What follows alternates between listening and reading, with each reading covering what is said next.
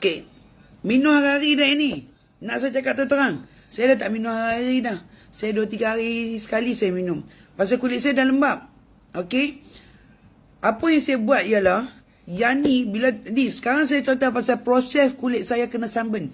Sunburn, kulit kita akan kering. So, saya kena ambil dia. Kena ambil dia balik tiap-tiap malam. Supaya untuk proses saya bagi kulit saya lembap balik cantik, dia seiring dan sejalan. Okey.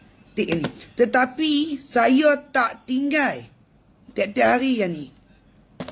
Saya tak tinggal. Memang tak tinggal. Saya tak boleh yang ni. Yang ni memang saya tak tinggal. Hanya beza dia bila saya kena sunburn teruk, saya akan ambil yang ni sehari 2 kali. Pagi dengan malam sebelum tidur. Yang ni saya tak tinggal. Yang ni saya tak tinggal. Dan yang ni saya tak tinggal. Pasal apa? Dia, walaupun dia tulis kat itu whitening collagen, personally, bagi saya, dia ni lebih cantik. Dia mencantik dan menyerikan kulit. Ni. Mencantik dan menyerikan kulit. Yang ni mencantik dan melembabkan kulit. Adakah you all boleh pilih salah satu? Terpulang pada you all.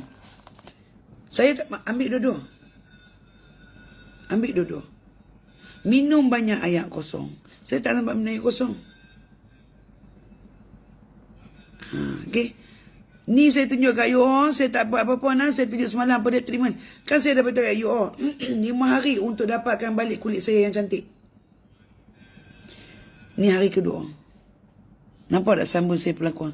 Hari kedua. Hari kedua. Yang ni nak baik kulit saya baru sekarang. Yang ni wajib. Antara dua ni, yang ni saya memang tak tinggal. Tak tinggal dan tak tinggal. Untuk kulit cantik berseri. Yang ni.